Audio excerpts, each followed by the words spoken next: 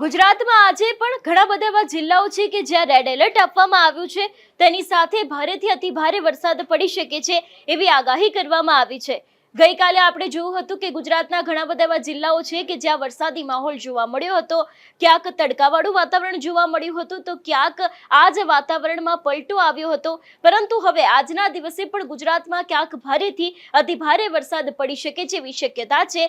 બંગાળની ખાડીની અંદર જે આખું ડીપ ડિપ્રેશન સર્જાયું છે એની અસર આજે પણ ગુજરાતમાં એટલી જ રહેવાની છે. આજે કેટલી અસર થઈ શકે છે તેની સાથે હવામાન નિષ્ણાંત પરેશ ગોસ્વામીએ પણ આ ડીપ ડિપ્રેશનને લઈને આજના દિવસ માટેની શું આગાહી કરી છે એ દરેક વિષયને લઈને વાત કરીશું આજની આ વેધર અપડેટમાં. નમસ્કાર, હું હંસિની અને તમે જોઈ રહ્યા છો નિર્ભય ન્યૂઝ. ગુજરાતમાં એક તરફ આપણે જોયું હતું કે ગઈકાલે દક્ષિણ ગુજરાતના ઘણા બધા એવા જિલ્લાઓ હતા કે જ્યાં અત્યંત ભારે વરસાદ આવ્યો હતો, જનજીવન ખોરવાઈ ગયું હતું. આજના દિવસે પણ ઘણા બધા જિલ્લાઓની અંદર શાળા અને કોલેજોની અંદર રજા આપી દેવામાં આવી છે, કારણ કે જે આખું ડીપ ડિપ્રેશન છે એની અસર ગુજરાતમાં આજે પણ એટલી જ જોવા મળી રહી છે. સૌથી પહેલા તો કયા એવા જિલ્લાઓ છે, તાલુકાઓ છે કે જ્યાં અત્યંત ભારે વરસાદ પડી શકે છે એ સમજી લઈએ. મારી પાછળ અત્યારે હાલ વિંડી છે. અત્યારે હાલ લગભગ 9:01 વાગ્યાનો સમય થયો છે. આજે 1 ઓગસ્ટ છે અને જે નવો વરસાદી રાઉન્ડ શરૂ થવાનો છે એના પહેલા દિવસે જ અત્યારે હાલ જે રીતે ગુજરાતનું વાતાવરણ જોઈ રહ્યા છીએ આપણે, બોટાદની અંદર અત્યંત ભારે વરસાદ પડવાની આગાહી વ્યક્ત કરવામાં આવી છે, એટલે કે રેડ એલર્ટ છે. ધોલેરા અને ખંભાતની પણ ક્યાંક એ જ પરિસ્થિતિ છે તે જોવા મળી રહી છે. સૌરાષ્ટ્ર તરફની વાત કરવામાં આવે તો અત્યારે હાલ જે રીતે દેખાઈ રહ્યું છે, કાલાવાડ છે, રાજકોટ છે, જેતપુર છે, બાદ અમરેલી છે, ધારી છે, પાલીતાણા, રાજુલા, મહુવા, અલંગ, ભાવનગર આ દરેક જગ્યાએ પણ ક્યાંક ભારે વરસાદ અત્યારે હાલ સવારે 9:01 વાગ્યાની આસપાસ જોઈ શકાય છે. મધ્ય ગુજરાતમાં ગઈકાલે વરસાદની ભારે આગાહી કરવામાં આવી હતી, પણ ઘણા બધા એવા વિસ્તારો છે કે જ્યાં આ આગાહીના પગલે વરસાદ આવ્યો તો હતો પણ ઘણી બધી જગ્યાએ નહોતો પણ આવ્યો. અમદાવાદની અંદર તો બપોરના સમયે તડકો પણ જોવા મળ્યો હતો ને એ બાદ ઘણા બધા વિસ્તારોની અંદર વરસાદી માહોલ છે તે પાછો ફરી એક વખત દેખાયો હતો. મધ્ય ગુજરાતની આજની સવારે 9 વાગ્યાની પરિસ્થિતિ શું રહેવાની છે જો એ વિષયને લઈને સમજી લઈએ તો અત્યારે હાલ ધાંગધ્રા છે, સુરેન્દ્રનગર છે, વિરમગામ, અમદાવાદ, નડિયાદ છે, ગાંધીનગર છે, બાયડ છે, લુણાવાડા છે, ગોધરા છે, આ દરેક જગ્યાએ હળવોથી મધ્યમ વરસાદ અત્યારે હાલ સવારે 9:01 વાગે પડી શકે છે એવી શક્યતા વિંડીના માધ્યમથી જોઈ શકાય છે. હવે સમજીએ કે બપોરના 12 થી 1 વાગ્યાનું વાતાવરણ કેવું રહેવાનું છે. ખરેખર આ વરસાદ વધી રહ્યો છે કે હવે ક્યાંક તેની જે અસર છે તે ગુજરાતમાં ઓછી જોવા મળી રહી છે. 12 વાગ્યાના પરિસ્થિતિની વાત કરવામાં આવે કે આજના દિવસે 12 વાગ્યાની શું ગુજરાતમાં પરિસ્થિતિ રહેવાની છે. જે રીતે અત્યારે હાલ જોઈ શકાય છે કે સૌરાષ્ટ્રનો જે આખો ભાગ છે જેની અંદર ઓખા અને જે કહી શકાય કે ખંભાળિયાનો વિસ્તાર છે ત્યાં યલો એલર્ટ આપવામાં આવ્યું છે, એટલે કે ભારે વરસાદ પડી શકે છે. જામનગર, કાલાવાડ અને રાજકોટ છે ત્યાં પણ ક્યાંક અત્યંત ભારે વરસાદ જોવા મળી રહ્યો છે. અમરેલી છે, પાલીતાણા છે, રાજુલા, મહુવા, અલંગ છે ત્યાં પણ ક્યાંક ભારે વરસાદ છે તે લાગી રહ્યો છે. ભાવનગરની અંદર રેડ એલર્ટ આપવામાં આવ્યું છે. બોટાદ, ધોલેરા, ખંભાત છે ત્યાં પણ ક્યાંક અત્યંત ભારે વરસાદ દેખાઈ રહ્યો છે. મધ્ય ગુજરાતની પરિસ્થિતિ સમજવાનો પ્રયત્ન કરીએ તો ધાંગધ્રા છે, વિરમગામ, અમદાવાદ છે, ગાંધીનગર, બાયડ, લુણાવાડા છે એ દરેક જગ્યાએ અત્યંત ભારે વરસાદ પડશે ને એમાં પણ મહેસાણા અને ગાંધીનગરની અંદર ફરી એક વખત રેડ એલર્ટ આપવામાં આવ્યું છે. ઉત્તર ગુજરાત શું કહી રહ્યું છે તો થરાદ છે, રાધનપુર છે, પાટણ છે એ પણ દરેક જગ્યાએ ક્યાંક અલર્ટ છે તે આપવામાં આવ્યું છે, એટલે કે અહીંયા પણ ક્યાંક અત્યંત ભારે વરસાદ આજે બપોરના સમયથી શરૂ થઈ શકે છે અને આખો દિવસ ક્યાંક આ વરસાદી માહોલ યથાવત રહેશે એવી શક્યતાઓ લાગી રહી છે. હવે સમજી લઈએ કે બપોરે 3:01 વાગ્યાનું વાતાવરણ કેવું રહેવાનું છે. આપણે હવામાન વિભાગની આગાહી ઉપર પણ નજર કરીશું કે અત્યારે હાલની પરિસ્થિતિ પણ તેની શું કહી રહી છે.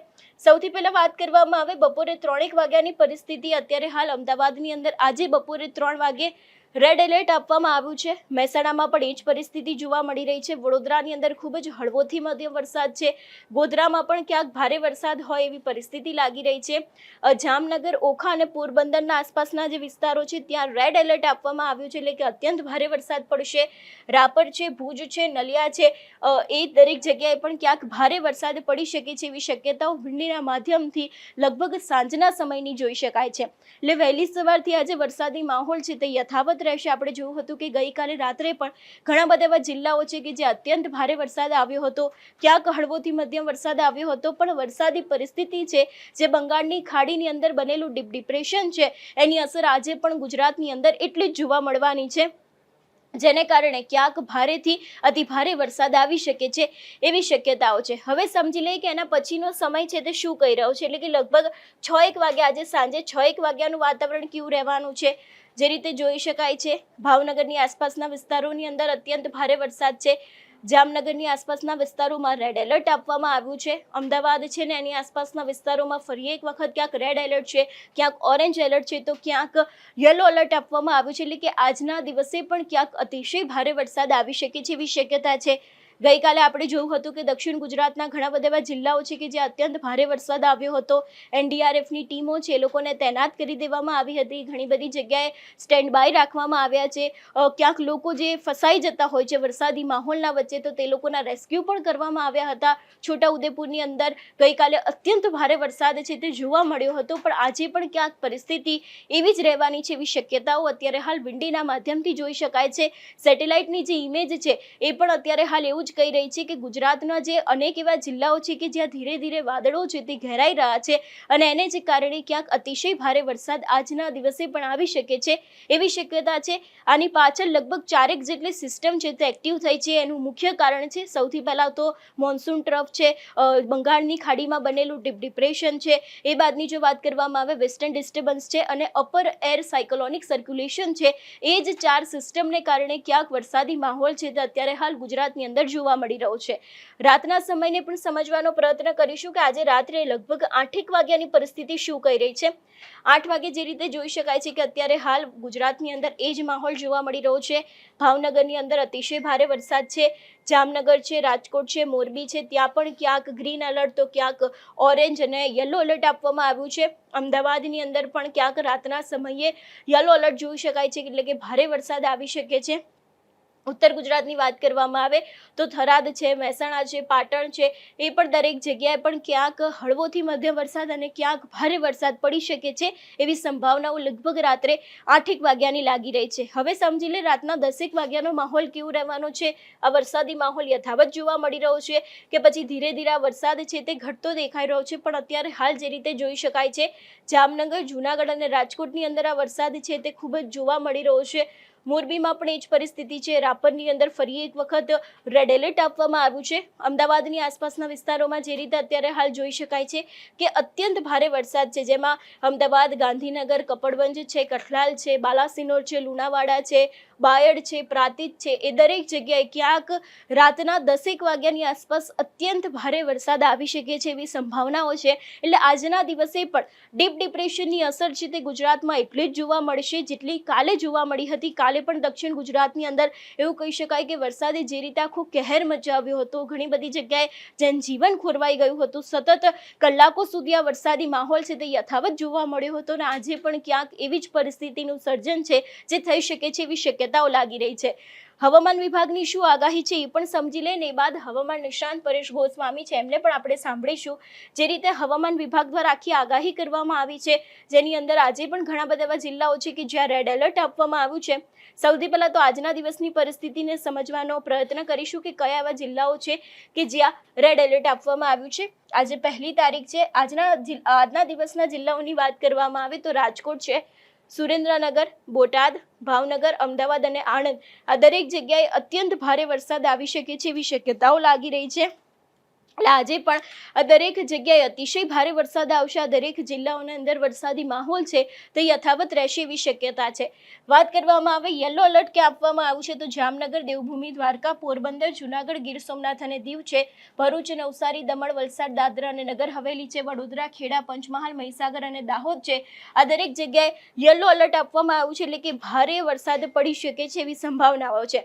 ઘણા બધા જિલ્લાની અંદર અતિ ભારે વરસાદ છે, ક્યાંક ભારે વરસાદ છે, ક્યાંક હળવોથી મધ્યમ વરસાદ છે, ક્યાંક ભારેથી અતિ ભારે વરસાદ જોવા મળી શકે છે એવી સંભાવનાઓ છે. પણ જે રીતે અત્યારે હાલ આખી બંગાળની ખાડીની અંદર બનેલું ડીપ ડિપ્રેશન છે, એટલે ધીરે ધીરે જે બંગાળની ખાડી વરસાદને લઈને એક્ટિવ થઈ હતી ને એ જ દરમિયાન એક સિસ્ટમ છે જે સક્રિય થઈ હતી, ને ધીરે ધીરે એ જ સિસ્ટમ છે તે લો પ્રેશર બની હતી. લો પ્રેશર બાદ ડિપ્રેશન થયું હતું, ને ડિપ્રેશન પછી આ ડીપ ડિપ્રેશન બનીને અત્યારે હાલ જ્યારે ગુજરાત તરફ આગળ વધી રહ્યું છે, ગુજરાતમાં તેની એક્ટિવનેસ જોવા મળી રહી છે, ત્યારે આજે પણ ક્યાંક આ જ આખા ડીપ ડિપ્રેશનને કારણે વરસાદી માહોલ છે તે જોવા મળી શકે છે એવી સંભાવનાઓ છે.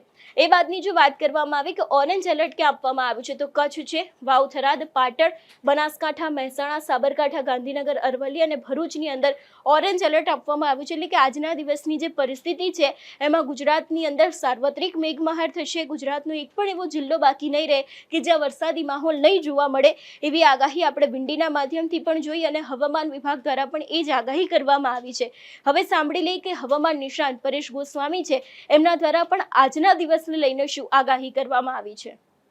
હા બેન, એમાં એવું છે, થંડરસ્ટોર્મ એક્ટિવિટી તો ચોક્કસથી જોવા મળશે, કેમ કે જે 750 એચપી લેવલે જે અસ્થિરતા છે એ ઘણી બધી ક્રોસ ચાલી રહી છે. જ્યારે પણ સિસ્ટમ છે એ થોડી ક્રોસ ચાલીનો ઝુકાવ છે એ દક્ષિણ તરફનો છે, એટલે દક્ષિણ તરફ સિસ્ટમ ક્રોસ થયેલી છે એટલે સ્વાભાવિક રીતે થંડરસ્ટોર્મ એક્ટિવિટી થવાની છે.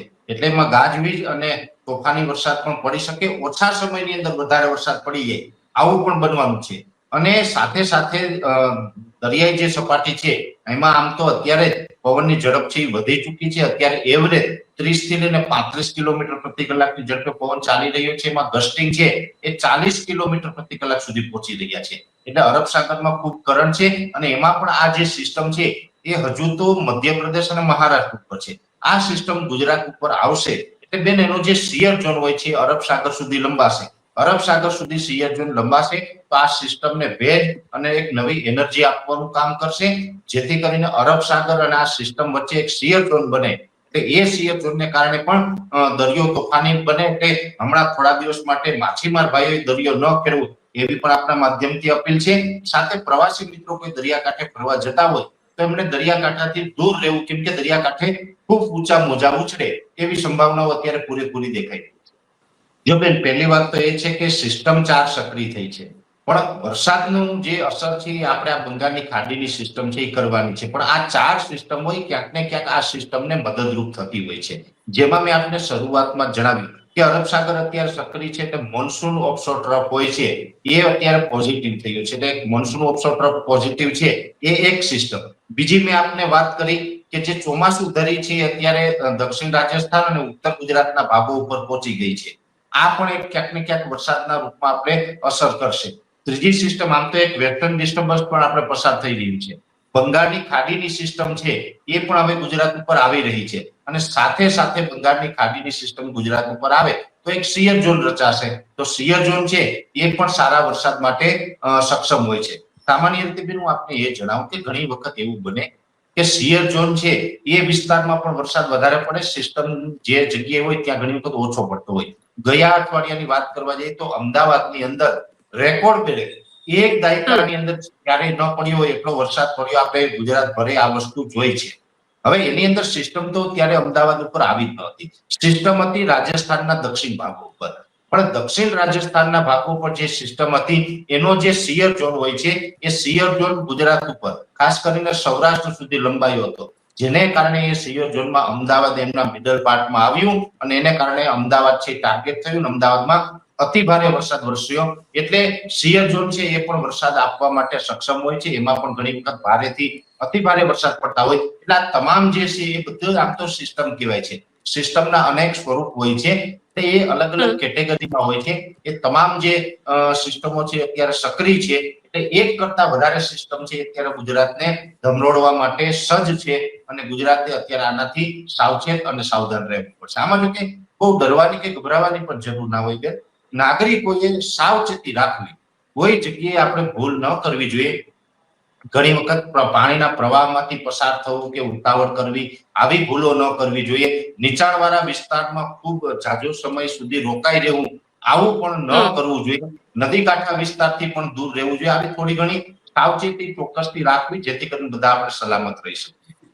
જે રીતે આપણે વિંડીના માધ્યમથી જોયું કે ક્યાંક આજે પણ હળવોથી મધ્યમ વરસાદ, અતિભારે વરસાદ, રેડ એલર્ટની સાથે ઘણા બધા જિલ્લાઓમાં પડી શકે છે. તેની સાથે સૌરાષ્ટ્રમાં પણ આ જ ડીપ ડિપ્રેશનની અસર છે તે યથાવત જોવા મળી રહી છે. આવતીકાલે પણ સૌરાષ્ટ્રના ઘણા બધા એવા વિસ્તારો છે કે જ્યાં ડીપ ડિપ્રેશનની અસર જોવા મળી હતી અને આજે પણ ક્યાંક આ જ અસર છે તે યથાવત રહેશે એવી શક્યતાઓ લાગી રહી છે. હવામાન વિભાગ દ્વારા પણ આજે ઘણા બધા એવા જિલ્લાઓ છે કે જ્યાં રેડ એલર્ટ આપવામાં આવ્યું છે. તંત્ર દ્વારા પણ છેલ્લા ઘણા સમયથી એક જ સૂચના સૂચનાઓ આપવામાં આવી રહી છે કે જો તમારે કશું કામ ન હોય તો તમારે ઘરની બહાર નીકળવાનું ટાળવું જોઈએ, કારણ કે આખું જે ડિપ્રેશન સક્રિય થયું છે એની અસર ગુજરાતમાં હજી પણ ક્યાંક 2 થી 3 દિવસ સુધી રહી શકે છે એવી શક્યતા છે. તમારા વિસ્તારમાં અત્યારે હાલ કેવો વરસાદી માહોલ છે અમને કમેન્ટ કરીને ચોક્કસથી જણાવજો. તેની સાથે અમારી ચેનલ નિર્ભય ન્યૂઝને લાઇક, શેર અને સબસ્ક્રાઇબ કરવાનું ભૂલશો નહીં. નમસ્કાર.